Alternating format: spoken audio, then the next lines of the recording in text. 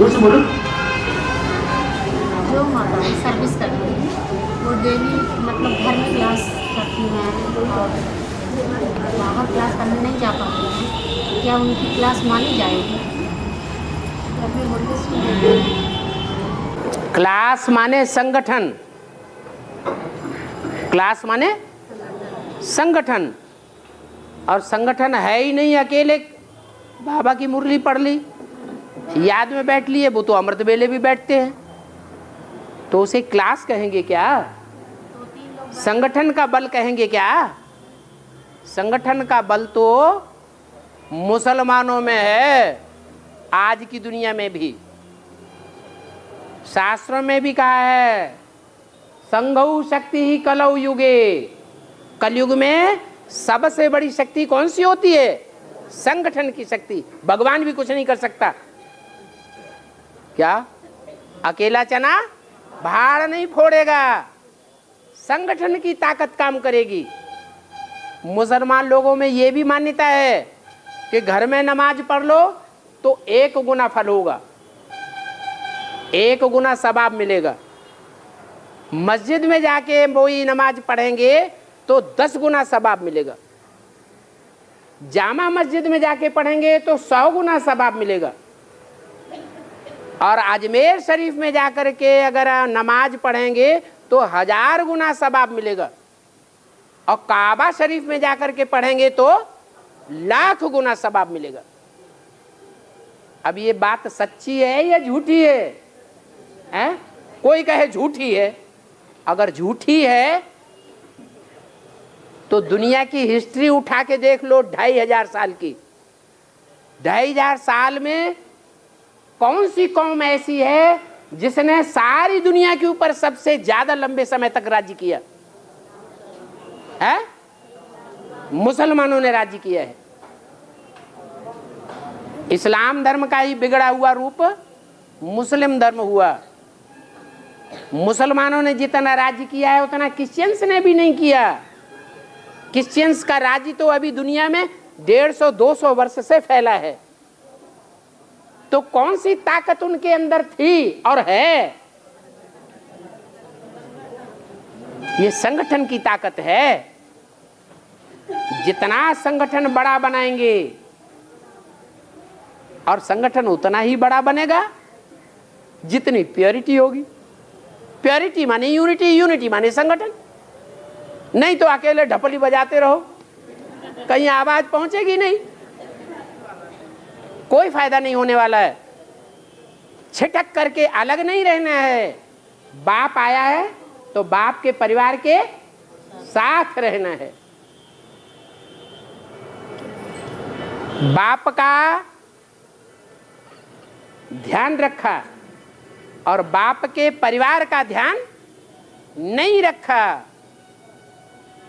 क्या? तो ये बाप की बेइज्जती है। बाप कहते हैं कि मैं आदि सनातन देवी देवता धर्म की स्थापना करने आया हूं, तो उस स्थापना में सहयोगी बनना चाहिए। सब आपस में भाई भाई। अगर संस्कार नहीं मिलते हैं तो भी सहन करके संस्कार मिलाना चाहिए। समझ लेना चाहिए जो यहां सहन करेगा वो वहां सहन करावेगा जन्म जन्मांतर। जो यहां सहन करेगा ईश्वरीय परिवार को बढ़ाने के लिए, वो वहां जन्म जन्मांतर सहन करावेगा।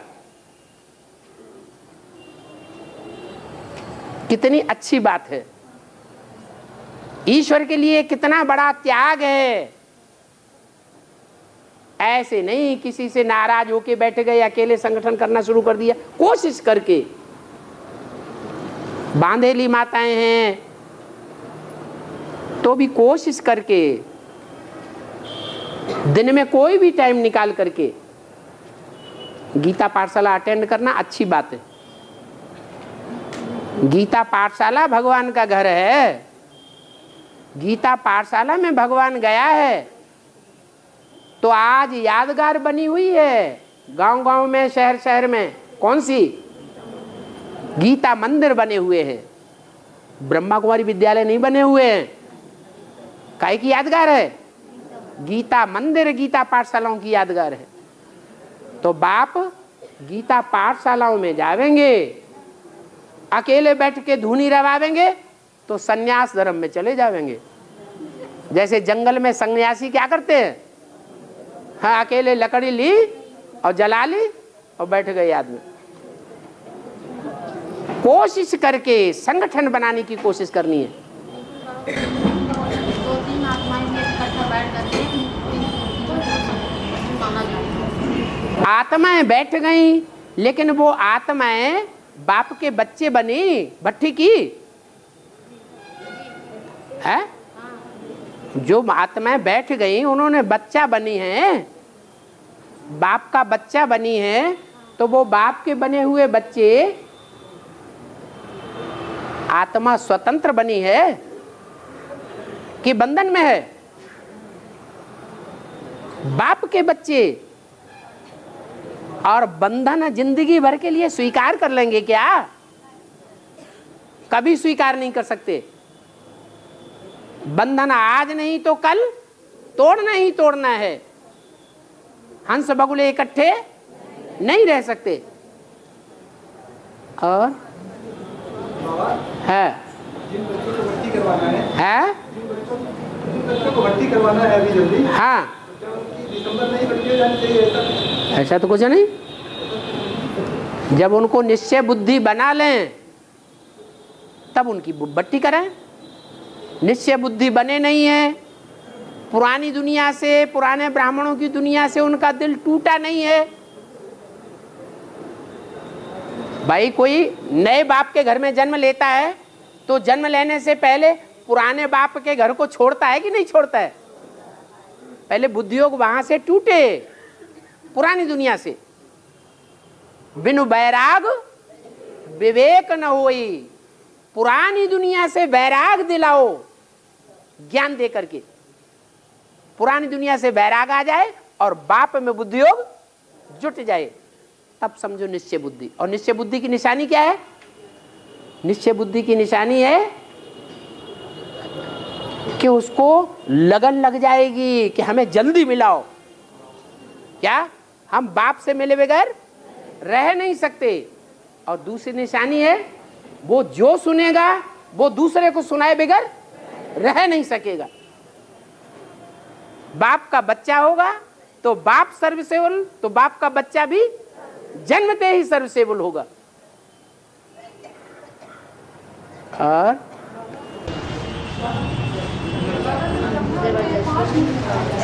हाँ जी, भट्टी कितने दिन हो गए किए हुए हैं? 2 साल हो गए। 2 साल में अगर तुमने 2 साल की मुरलियां लगातार सुनी होती तो ये प्रश्न पैदा ही नहीं करती। कितनी बार बताया है कि अब एक बात तो पूरी हो लेने दो।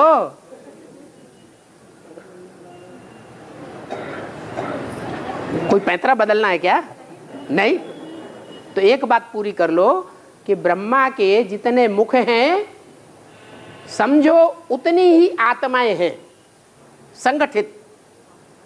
कितने मुख हैं? 5 मुख हैं। तो 5 मुख हैं तो आत्माएं कितनी होंगी? 5 आत्माएं होंगी।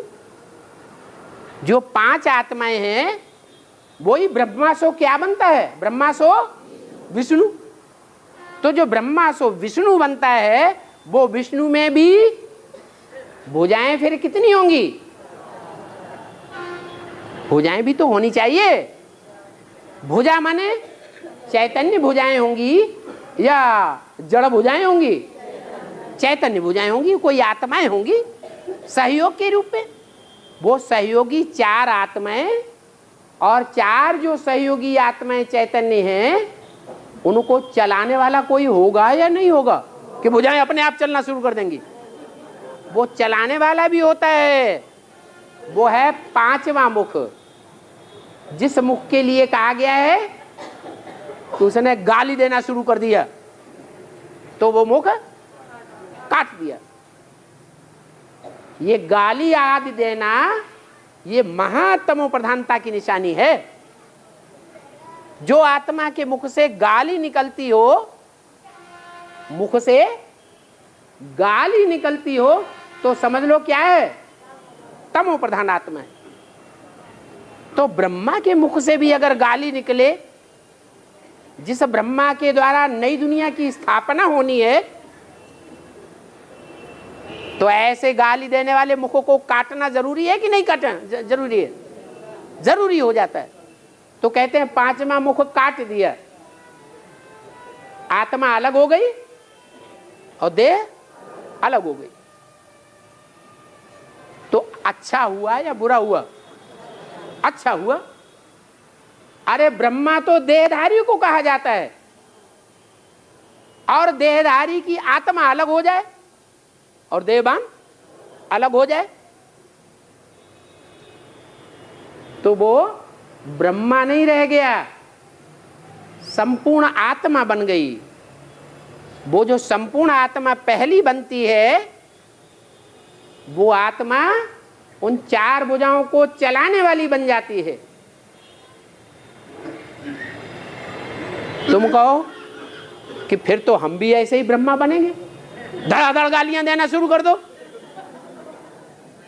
ये बात नहीं है, ये ड्रामा बना हुआ है। जो पहले पहले सतो प्रधान बनेगा, वो पहले पहले तमो प्रधान बनेगा। जो पहला पहला ब्राह्मण बनेगा, वो पहला पहला शूद्र बनेगा। कोई अपने आप करने की बात नहीं है, ये ड्रामा बना हुआ है। तो प्रजापिता के लिए कहा जाता है कि प्रजापिता जब तमो प्रधान बना, तो उसने भगवान को भी गालियां देना शुरू कर दिया। तो वो पांचवा मुख है, जो चार भुजाओं को चलाने वाला पहले तैयार होता है। और जो चार भुजाएं हैं, उनमें दो भुजाएं हैं राइटियस और दो भुजाएं हैं लेफ्टिस्ट। जो राइटियस भुजाएं हैं वो हैं ब्रह्मा सरस्वती। उन्होंने सदैव राइटियस कर्म ही किए हैं कि अनराइटियस काम भी किए हैं? राइटियस काम ही किए। एक है ऊपर की भुजा राइटियस, और एक है नीचे की भुजा। जो ऊपर की भुजा है, वो ऊपर की इसलिए है कि इसने बुद्धि का काम विशेष किया है। क्या बुद्धि का काम किया? उस बुद्धि का काम विशेष करने के कारण वो बुद्धि की देवी कही जाती है, विद्या की देवी कही जाती है। क्या विशेष काम किया? वो विशेष काम किया जो विशेष कार्य राम वाली आत्मा ने भी नहीं किया। क्या काम किया, कोई बताएगा? हाँ, आत्मा ज्योति बिंदु है ये नहीं, आत्मा अनुरूप है। वो तो पहले से भक्ति मार्ग में सबको मालूम, लेकिन ये किसी को नहीं मालूम है कि भगवान जो है उसका असली रूप क्या है। वो मंथन करके मम्मा ने निकाला पॉइंट कि आत्मा ज्योति बिंदु है, तो आत्मा का बाप भी ज्योति बिंदु होना चाहिए। सांप लंबा लंबा है तो सांप का बाप भी लंबा लंबा होना चाहिए। चींटी छोटी सी है तो उसका बाप भी छोटा सा होना चाहिए। तो ये मंथन मम्मा ने किया, कितनी बड़ी बात निकाल दी। जिस बात में सारी दुनिया मुझी हुई थी, किस बात में? कि भगवान का असली रूप क्या है, ज्योति बिंदु। वो ज्योति बिंदु रूप मम्मा ने ईजाद किया। नहीं तो पहले बड़े लिंग आकार को याद करते थे, बड़े लाइट के गोले को याद करते थे। सोमनाथ मंदिर में जो बड़ा लाल लाइट का पत्थर लगा हुआ था, उसे याद करते थे। ये किसी की बुद्धि में नहीं आया कि सोमनाथ के मंदिर में जो उस लाल पत्थर में जो हीरा जड़ा हुआ था, वो किसकी यादगार थी?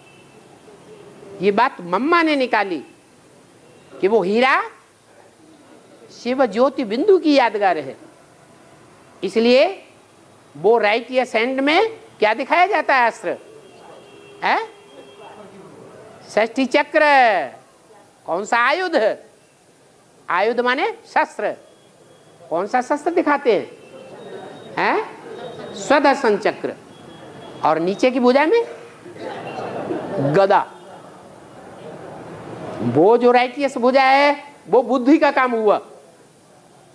और जो थोड़े बुद्धू होते हैं, बुद्धि तीखी नहीं होती है, जैसे अर्जुन। अर्जुन बुद्धि में तीखा था, बुद्धिमान नर अर्जुन है, तो उसको ज्ञान बाण दिखाए गए। और भीम को गदा दिखा दी, मोटा ताजा था ना। तो जो बहुत मोटे ताजे पहलवान होते हैं उनकी बुद्धि कैसी होती है? ठर पर। तो उनको गदा दिखा दिया। तो मम्मा को सुदर्शन चक्र और ब्रह्मा को गदा, दादा लेखराज को। अब विष्णु की लेफ्टेस्ट भुजाएं, उनमें ऊपर की भुजा भी है और नीचे की भुजा है। तो जो ऊपर की भुजा है उसमें कौन सा आयुध है? शंख। जो शंख है, जब महाभारत युद्ध हुआ तो पहला शंख किसने बजाया है? अंदाजिया तुक्क मार दी।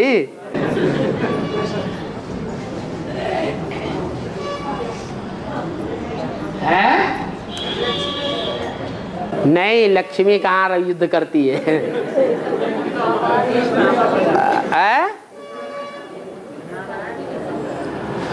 खैर, ब्राह्मणों की दुनिया में असली युद्ध कब शुरू होगा?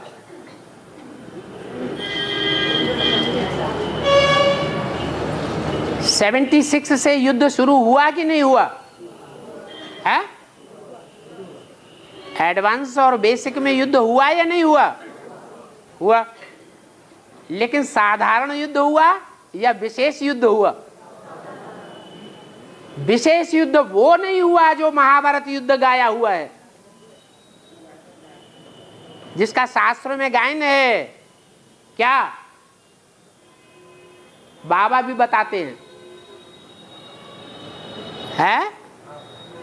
पहले गीता ज्ञान कि पहले भागवत कि पहले महाभारत युद्ध है?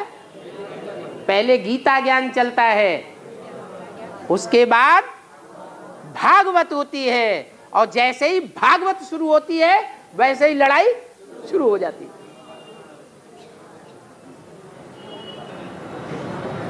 दुनिया में जितने भी शास्त्रों में युद्ध दिखाए गए हैं, वो युद्ध किसके पीछे हुए हैं?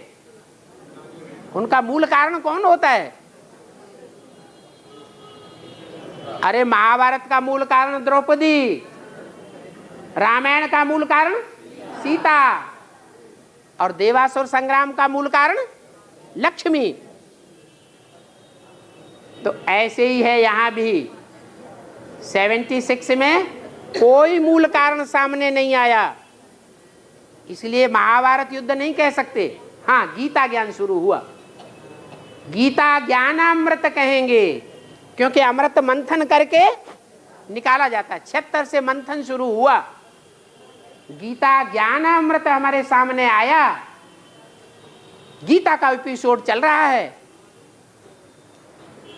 भागवत का एपिसोड नहीं कहेंगे। क्यों? क्योंकि जो भी ब्राह्मणों की दुनिया है, उस ब्राह्मणों की दुनिया के अंदर का जो अंदर का परकोटा है किला का, किले के 2 परकोटे होते, एक बाहर का और एक अंदर का। तो जो घरगृहस्थ में रहने वालों का बाहर का परकोटा है वो एडवांस पार्टी में आ गया। बाहर के परकोटों में रहने वाली जो कन्याएं माताएं हैं, वो एडवांस में जाने से उनका कोई अंतर नहीं पड़ता। लेकिन जब अंदर के परकोटे में से हजार की हजारों शहद की रानी के पीछे भागेंगी तो दुर्योधन दुशासनों को क्रोध आवेगा या नहीं आवेगा? जोर से क्रोध आवेगा और महाभारत युद्ध शुरू हो जाएगा। तो ये कनेक्शन बताया। पहले है गीता ज्ञान। जब गीता ज्ञान सुनाते हैं तो ज्यादा मजमा इकट्ठा नहीं होता, कोई नहीं सुनना चाहता गीता ज्ञान। गीता ज्ञान किसी की ज्यादा समझ में भी नहीं आता। बिरले हैं अर्जुन जो निश्चय बुद्धि बनते हैं गीता ज्ञान सुन के। लेकिन जब भागवत शुरू होती है तो सबकी आंखें खुली, कौन भागा, कहां भागा, क्या लड़ाई हुई, क्या ऐसे हुआ, कैसे क्या होना चाहिए, सबकी बुद्धि चलने लग पड़ती है। तो वो भागवत अब शुरू होने वाली है। और जब भागवत शुरू होगी, जिसका तरीका अव्यक्त बाप दादा ने एडवांस वालों को बता दिया। क्या बताया है? अरे विभीषण ने तरीका बता दिया राम संप्रदाय को, ये रावण के सर कैसे कटेंगे, ये कटना बंद कैसे होंगे, कैसे मरेगा रावण, क्या करो है?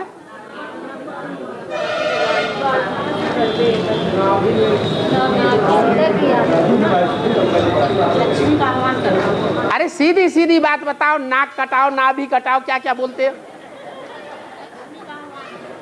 है?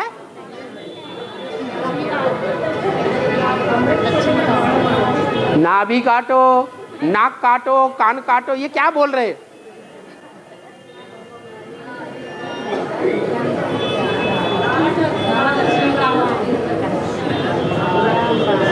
अरे विजय माला का आवाहन करो, विजय माला की हेड को आवाहन करो। विजय माला की जो हेड है वो है वैष्णवी, वो विष्णु की नाभि से निकलता है ब्रह्मा। क्या? विष्णु की नाभि में 16,108 नार नानियां बंधी हुई है। वो 16,108 नसों नाड़ियों को कंट्रोल करने वाली है। अगर उसका आवाहन कर लिया तो समझो सारी दुनिया के ऊपर विजय प्राप्त हो गई। तो बाबा ने तरीका बता दिया, एक रानी मक्खी को आवाहन करो, पीछे पीछे सारे की भागवत शुरू हो जाएगी। और जब भागवत शुरू होगी तो दुर्योधन दुशासन शिशुपालों को बड़ी जोर से क्रोध आ जाएगा और लड़ाई शुरू हो जाएगी। हम जानते हैं gateway to heaven is Mahabharata. Mahabharata युद्ध होगा और स्वर्ग के गेट खुल जाएंगे, हम घुस जाएंगे, वो रह जाएंगे। तो शंखनाद होगा। वो शंखनाद किसके द्वारा होगा? कौन सी भुजा के द्वारा होगा? जो विष्णु की लेफ्ट साइड की ऊपर की भुजा है, उस भुजा के द्वारा उस रानी मक्खी के भागने के साथ ही साथ युद्ध का घंट बज जाएगा, शंखनाद हो जाएगा। इसलिए विष्णु की उस ऊपर की लेफ्टिस्ट भुजा में शंख दिखाया जाता है और नीचे की भुजा में कमल का फूल। जो कमल का फूल है वो कीचड़ में रहने वाली आत्मा की यादगार है। रहती कीचड़ में है, कीचड़ की दुनिया में रहती है, पतित दुनिया में रहती है, पतित परिवारों के बीच में रहती है, लेकिन बुद्धि कहाँ लगी हुई है? एक भगवान के पास लगी हुई है। उसका यादगार है कमल का फूल। कौन है वो? है? हाँ, जगदम्बा रहती है घर गृहस्थ की कीचड़ की दुनिया में। रावण संप्रदाय के कीचड़ में रही पड़ी है, बंधन में फंसी हुई है। जैसे बांधेली माताएं जबरियन उनको कीचड़ में रहना पड़ता है, लेकिन बुद्धि कहाँ रहती है? बुद्धि उपराम होकर के रहती है। सबसे जास्ती अदर कुमार याद करते हैं, कुमार याद करते हैं, कुमारियां याद करती हैं, या बांधेली माताएं याद करती हैं? क्यों?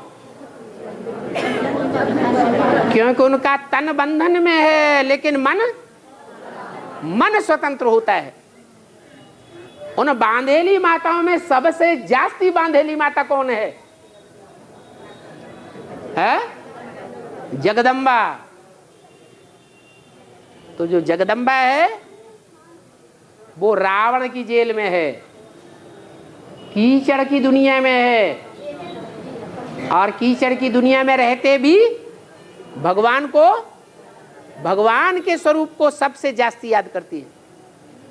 इसलिए महाकाली के जो पुराने पुराने चित्र हैं, उन चित्रों में स्थूल पांव से शंकर को दबोचे हुए भल दिखाया है, लेकिन बुद्धि में कौन बैठा हुआ है? शंकर का चित्र रखा हुआ है। उसे क्या साबित हुआ है? कि बुद्धि से भगवान को याद करती है। दुनिया समझती है कि भगवान को प्रताड़ित करने वाली है, लेकिन भगवान समझते हैं कि मेरा जो विशेष कार्य है पाप की दुनिया का विनाश करने का, ये पाप की दुनिया को विनाश करने का काम जो शंकर का खास काम है, भगवान का विशेष काम है, वो कौन करती है? जगदम्बा। इसलिए असुर संहारिणी गाया हुआ है, असुर संहारी शंकर नहीं गाया हुआ है। तो शंकर तो समझता है कि काम किसका कर रही है? बाप का काम कर रही है। बाप का काम कर रही है तो गैया अगर काली भी है और दूध ज्यादा देती है, तो काली तमो प्रधान गऊ का पांव भी, लात भी अगर सहन करनी पड़े तो कोई खराब बात है क्या? है? वैसे भी रोजमर्रे की जिंदगी में, कलयुगी दुनिया में तमो प्रधान तो सब हैं। सभी मनुष्यों को लातें तो खानी ही पड़ती हैं थोड़ी बहुत, तो ये क्या बड़ी बात हो गई? इसलिए भले लात खाते जाओ, लेकिन काम अपना कराते जाओ। तो ये पांचवी भुजा है, चौथी भुजा है। इन चारों भुजाओं को कंट्रोल करने वाला बाप, राम बाप कहा जाता है, जो पांचवा सर कटा हुआ दिखाते हैं। हाँ, अब क्या बोल रहे हैं?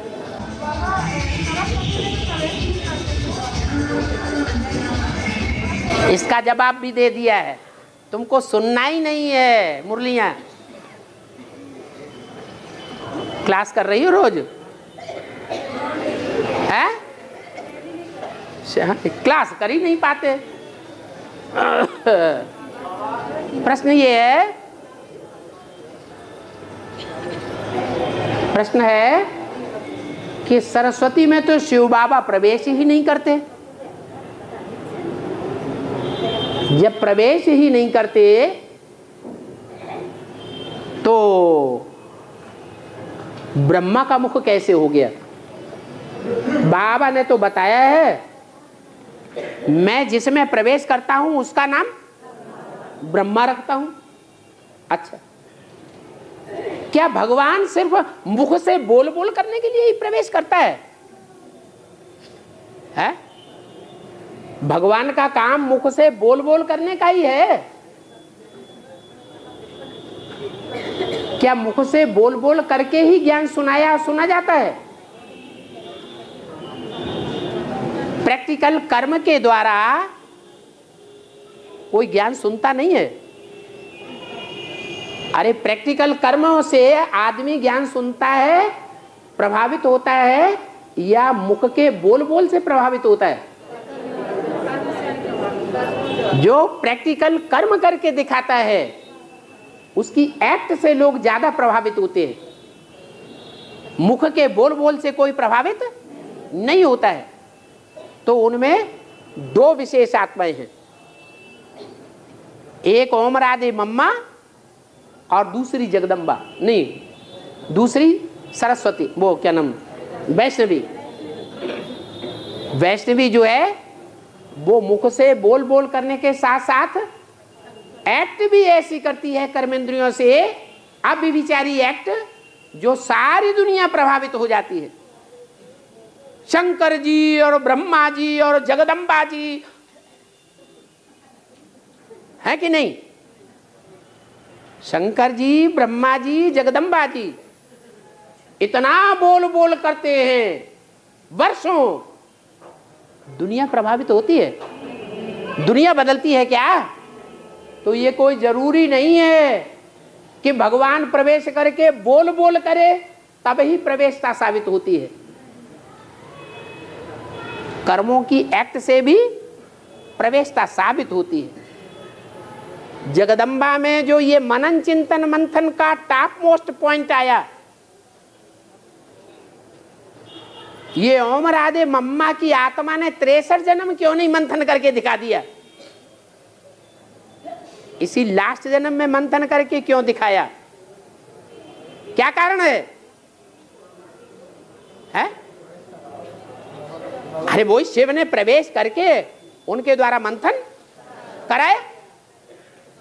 ब्रह्मा दादा लेखराज ने सहन शक्ति का ऊंचे से ऊंचा उदाहरण दिखाया।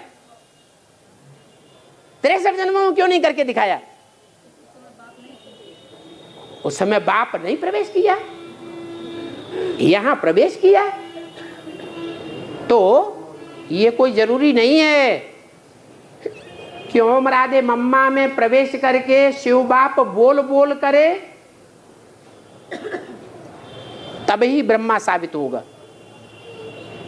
या वैष्णवी देवी में शिव बाप प्रवेश करके बोल बोल करे तभी वैष्णवी देवी साबित होगी। नहीं, एक्ट से भी साबित होती है। और हैं? अर्जुन को गुरु द्रोणाचार्य ने धनुर्विद्या सिखाई। धनुर्विद्या सिखाई, हाँ जी। वो लोग ऊपर उठ उठ के देख रहे हैं, जरा खड़े होकर बोल दो, और बेचारों को उठना न पड़े। हाँ, अर्जुन को द्रोणाचार्य ने धनुर्विद्या सिखाई। हाँ जी। और एक लव को नहीं सिखाई है? एक लव को नहीं सिखाया। हाँ हाँ फिर बाबा एक लव जो है है, तो धनुर्विद्या ने अर्जुन से ज्यादा तीखे थे। तीखा चला गया। फिर बाबा गुरु द्रोणाचार्य ने एक लव से अनुष्ठा ही क्यों मांगे थे? है? हाँ फिर गुरु द्रोणाचार्य ने है। एक लव से क्यों मांगे थे बाबा उससे? हाँ, तो प्रश्न यही है ना कि द्रोणाचार्य ने अंगूठा क्यों मांग लिया? ये तो अत्याचार कर दिया उसके साथ। तो उसका जवाब ये है कि गुरु द्रोणाचार्य भगवान का पार्ट था, सदगुरु का पार्ट था, या दुनियावी देहधारी धर्मगुरुओं का पार्ट था? किसका पार्ट था?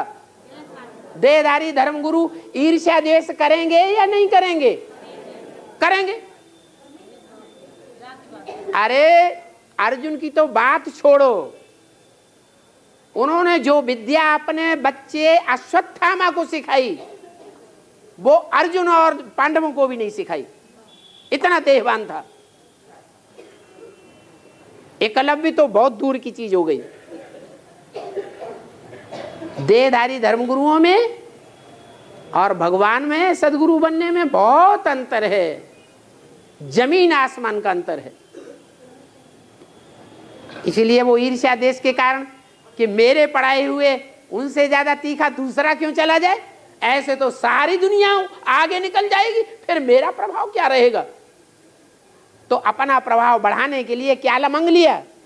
अंगूठा ही काट दिया बेचारे का। अंगूठा काटना माने आत्मिक स्थिति खत्म कर देना।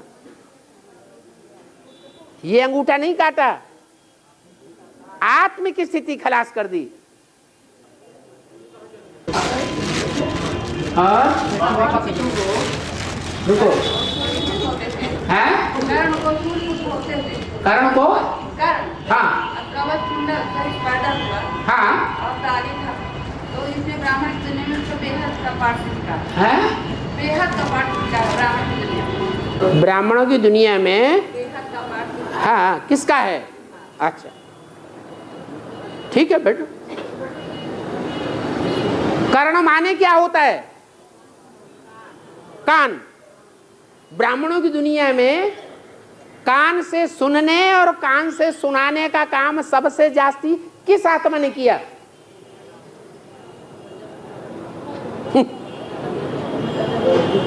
सिर्फ सुनने सुनाने का काम किया, समझने समझाने का काम नहीं किया। वो कौन है? ब्रह्मा। वो दादा लेखराज ब्रह्मा का पार्ट क्या हुआ? कर्ण का पार्ट हुआ। वो पांडव था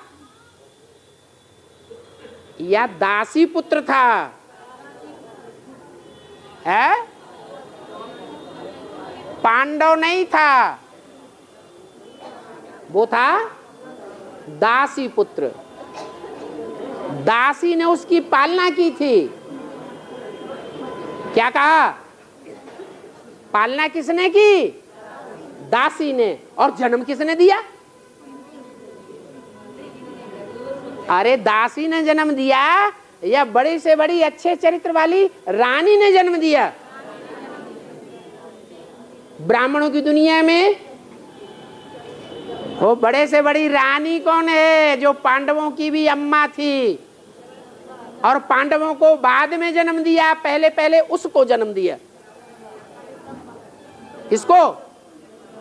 कर्ण को। वो कौन है? कौन?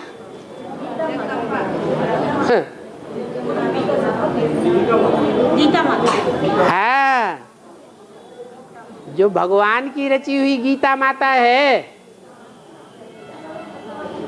जो गीता माता स्वर्ग के द्वार खोलती है, उस गीता माता ने उसे जन्म दिया था। कौन थी गीता माता यज्ञ के आदि में?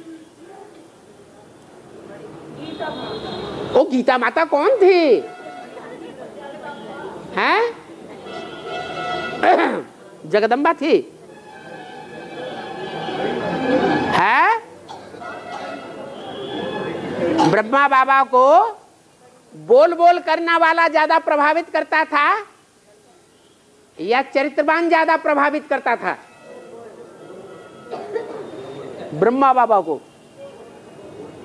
ब्रह्मा बाबा भी एक अनुभवी रथ था। उस अनुभवी रथ को बोल बोल करने वाला ज्यादा प्रभावित करता था या चरित्रवान ज्यादा प्रभावित करता था? बोल बोल करने वाली ज्यादा प्रभावित करती थी। अच्छा सुनो, ब्रह्मा बाबा इस वर्तमान ब्राह्मण युग में जिससे जन्म लेगा, जिससे जन्म लेने की शूटिंग करेगा, उसी का बच्चा सत्ययुग में बनेगा, किसी दूसरे का बनेगा? है? उसी का बनेगा। तो वो माता कौन थी जिस माता ने ब्रह्मा बाबा को प्रभावित करके प्रजा बना दिया? पहला जगदम्बा थी। जगदम्बा सत्ययुग में जन्म देगी।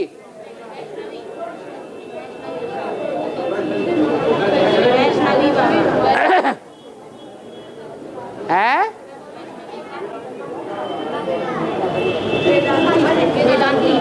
तो दो ही बातें करती है, अभी अभी कुछ बोलती है, अभी कुछ क्या बोल दिया, एक बात नहीं करती। हाँ? यज्ञ के आदि में उनकी बड़ी बहन थी जिसको वो मां समान समझते थे। अपनी बच्ची भी उनकी संरक्षण में छोड़ दी थी। जो अपनी बच्ची को जिसके संरक्षण में छोड़ देगा, उस माता की बात पहले मानेगा या बाहर की माता की बात पहले मानेगा? है? हाँ, वो बच्ची यज्ञ के आदि में एक माता थी जो बोल नहीं करती थी।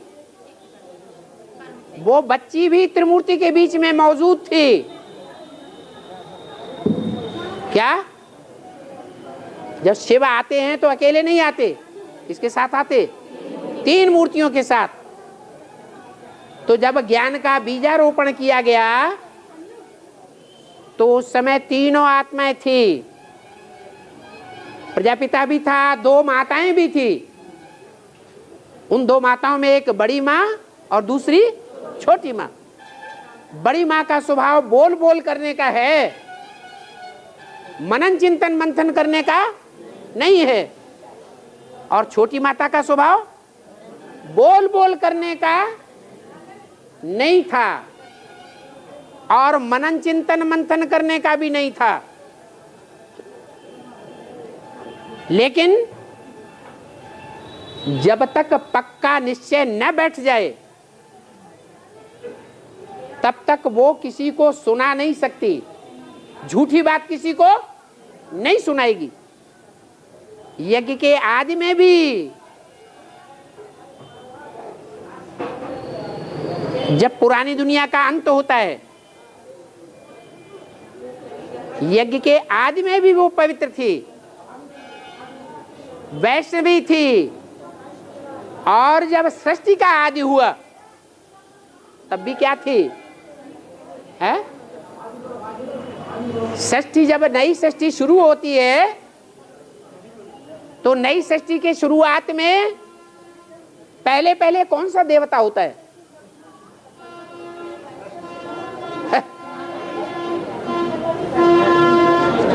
विष्णु।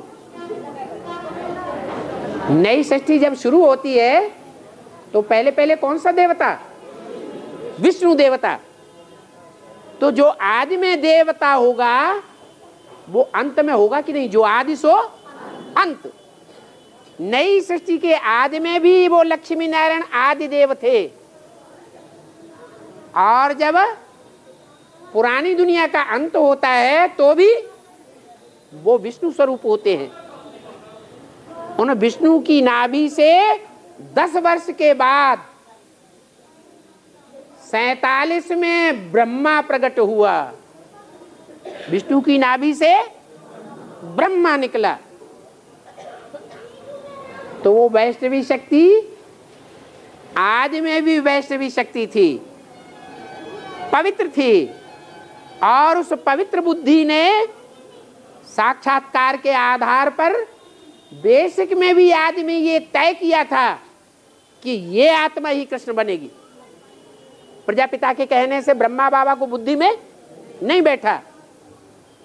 बच्चे को अपने बाप का ज्ञान बाप से होता है या माता से होता है? माता से होता है। तो कौन सी माता थी जिसके द्वारा ब्रह्मा बाबा को निश्चय बैठा कि मैं सतयुग की नई दुनिया में पहला प्रिंस मैं बनूंगा?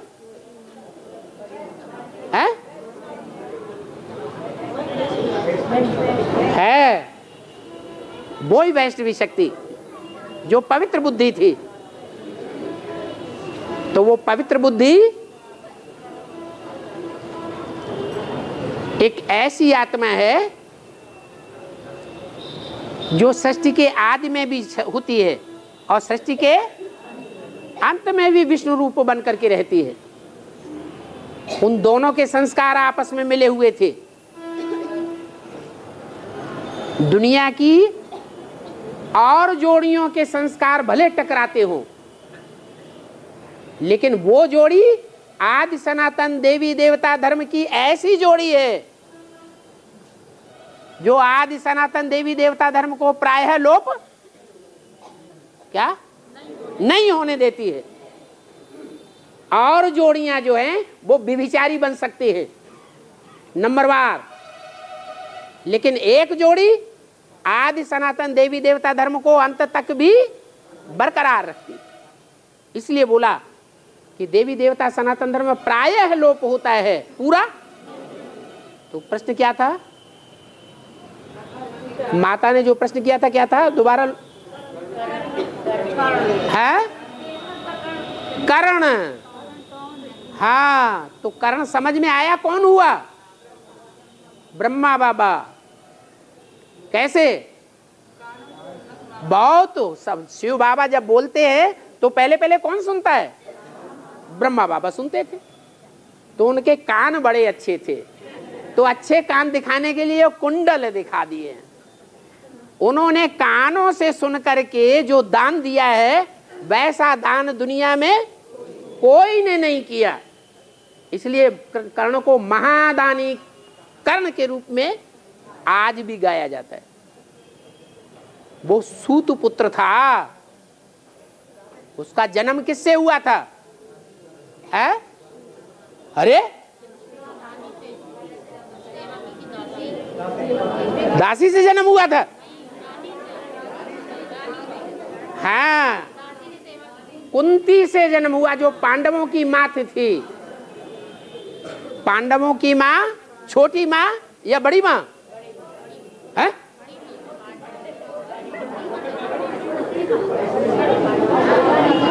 पांडवों की माँ छोटी माँ, पवित्र माँ। उसका नाम शास्त्रों में दिखाया गया है कुंती। 2 प्रकार के पांडव हैं, 3 हैं बड़े, युधिष्ठिर, भीम, अर्जुन। उनकी माँ थी कुंती, और 2 पांडव थे छोटे, उनकी माँ थी मद्री, मंदबुद्धि।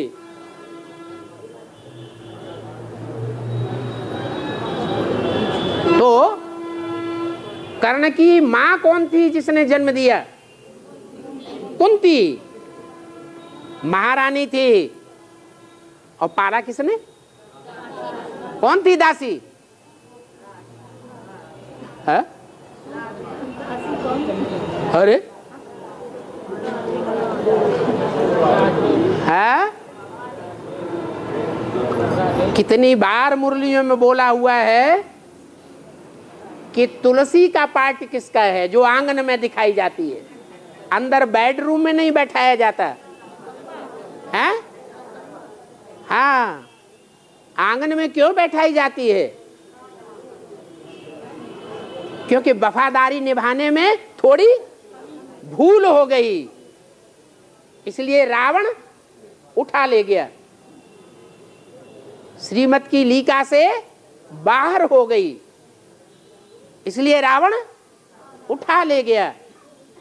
ये बेवफाई होने के कारण तुलसी की पूजा तो होती है।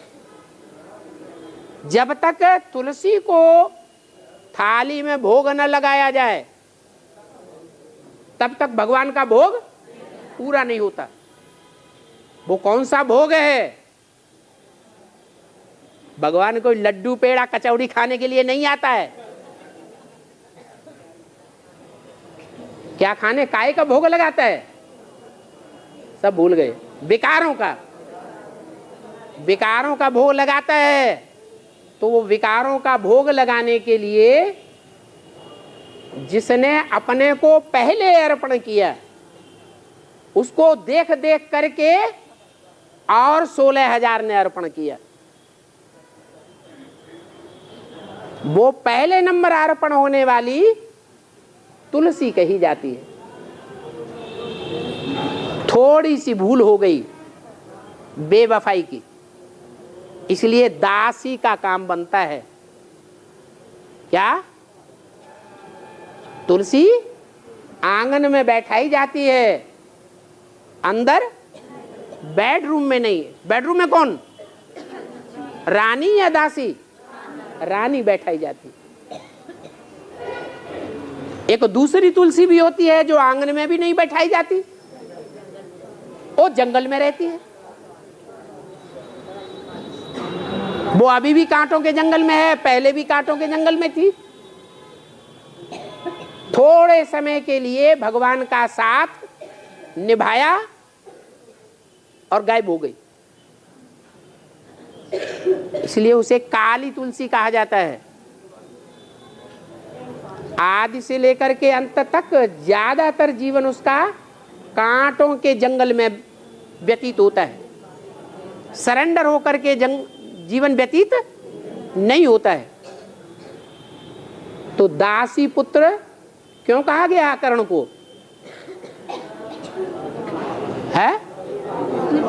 क्योंकि यज्ञ के आदि में बड़ी मां थी जो ब्रह्मा बाबा की पालना करने वाली थी। मम्मा बाबा को डायरेक्शन कौन देते थे? कोई ऐसे बच्चे थे जो मम्मा बाबा को भी डायरेक्शन देते थे। उनमें अव्वल नंबर नाम किसका था? है? अरे वो ही माता जगदम्बा का। आज में भी वो ब्रह्मा बाबा की पालना करती थी। और बाबा ये भी तो कहते हैं ना कि तुलसी विरवा बाग में नीचे से तू मिलाए और राम भरोसे दे रहे पर्वत में है क्या? जाको अर्थ हमें ना मालूम, पहले अर्थ बताओ। हाँ खड़े हो जा। हाँ ये बताते हैं हमारे तुलसी जो होती है हाँ। तो जो हमारे अपने अंदर में रखा जाता है अंदर। तुलसी बिरवा एक बार बोलो। तुलसी विरवा बाग में बाग में नीचे से तू मिलाए, नीचे से तू मिलाए, कहीं से मिला?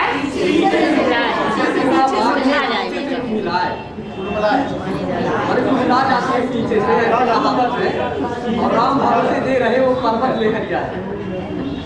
तुलसी बिरवा बाग में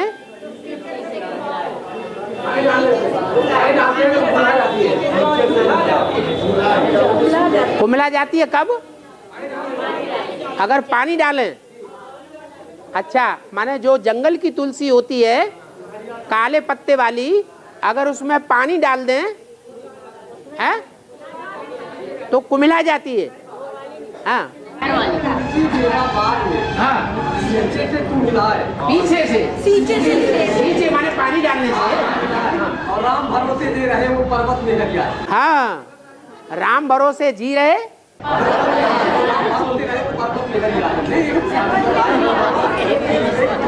जंगल में रहे। हाँ रुको तो अर्थ तो बता लेने दो। हाँ संस्कार से क्या है बाबा? हाँ? जो तुलसी माने बाग में पीछे से तू मिला जाती वही है। काली तुलसी। हाँ। और जो जंगल में रहती है वो हरियाती रहती है। जंगल में रहने से हरियाती है, लेकिन अगर पानी डाल दिया जाए तो कुमला जाती है। वही काली तुलसी की बात है जो यज्ञ के आदि में पहले निकली थी भंगिन के रूप में। सारी सभा के अंदर आती थी और बाबा के गले लिपट जाती थी। उसको बाद में 2-4 रोज के बाद उसके परिवार वाले लोग आए और ले गए। वो टिक नहीं पाई ज्यादा टाइम। ऐसे ही एडवांस में भी कोई एक पार्टधारी है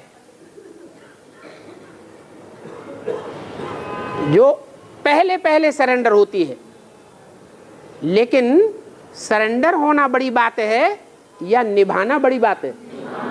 निभाना बड़ी बात। सरेंडर तो पहले हुई, लेकिन जब उसके परिवार वाले आए, शूद्र संप्रदाय, बेहद की ब्राह्मणों की दुनिया के, वो उसको बहा ले गए, उठा ले गए। और जब उठा ले गए तब से लेकर के अब तक भी एडवांस की दुनिया में वो कांटों के जंगल में ही जीवित है। क्या उसे ज्ञान की बातें सुनाओ तो कुमिला जाएगी।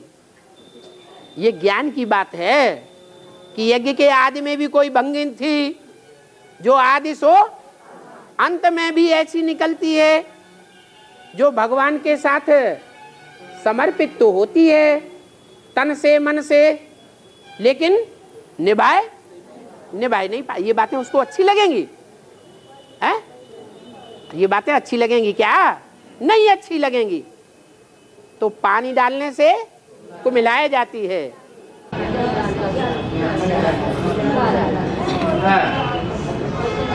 रावण जो है तमो प्रधानता का प्रतीक है।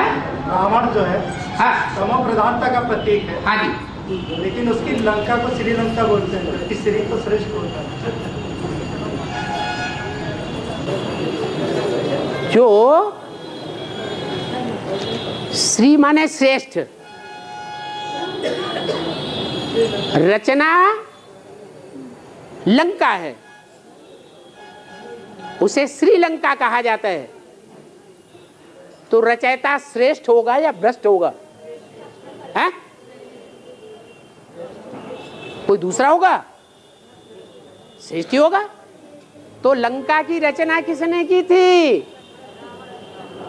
रावण ने की थी। है? शिव बाबा ने की थी। तो शिव बाबा तो श्रेष्ठ थे, श्रेष्ठ है। जिस नगरी को रचेगा वो श्रीलंका नहीं कही जानी चाहिए। और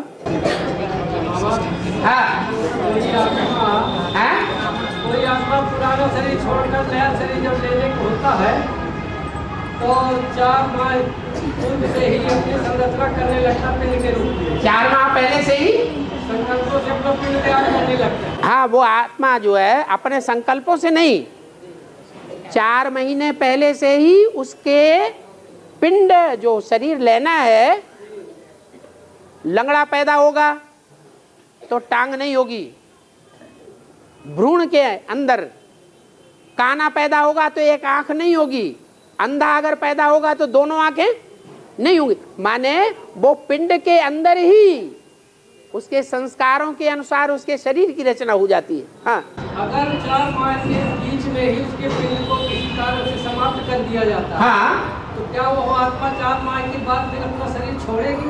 4 महीने के बाद वो तो पहले ही समाप्त हो गई, पहले ही। जब उसका पिंड पेट में समाप्त कर दिया गया, हाँ, अब उसको 4 माह के बाद अपना शरीर छोड़, पिंड जब समाप्त होता है तो वो रक्त बन करके निकल जाता है।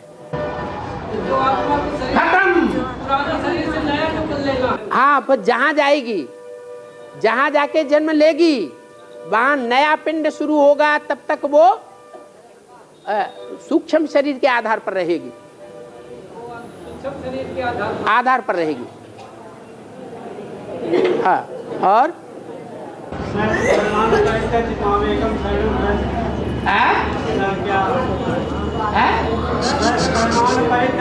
सब धर्मान परित्यज्य, हिंदू मुसलमान सिख ईसाई सब धर्मों को छोड़ करके जितने भी देह के धर्म हैं, मामा चाचा नाना काका ताऊ, इन सब धर्मों को छोड़ करके, इनकी धारणाएं छोड़ करके, वो जो कुछ तुमको धारण करना सिखाएं उन सब बातों को छोड़ करके, जो मुरली में बताया, क्या लौकिक संबंधियों से न कुछ पूछना है न उनकी मत पर चलना है।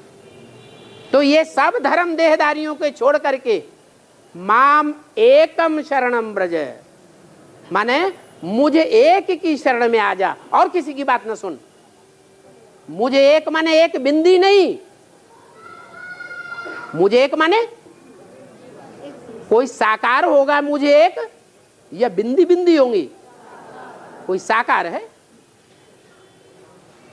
उसके द्वारा बोला हुआ महावाक्य है जो उस गीता में भी लिखा हुआ है, मुझे एक की शरण में आ जा। शरण में आ जा माने जैसे चलाऊं वैसे वैसे चल। तो इसमें शंका क्या है? इस बात में कोई शंका है क्या? है? है? है? जो भी देह के धर्म हैं, पहले पहले दुनिया में बड़े बड़े धर्म हैं, हिंदू मुसलमान सिख ईसाई, जो भी धर्म है वो धर्म। फिर उसके बाद हैं जो संबंधी हैं, वो भी देह के धर्म सिखाते हैं। वो जो कुछ बोलेंगे कहेंगे हमारी बात मानो, बड़े हैं ना तो कहेंगे हमारी बात मानो। तो उनके देह के धर्मों को छोड़ दो,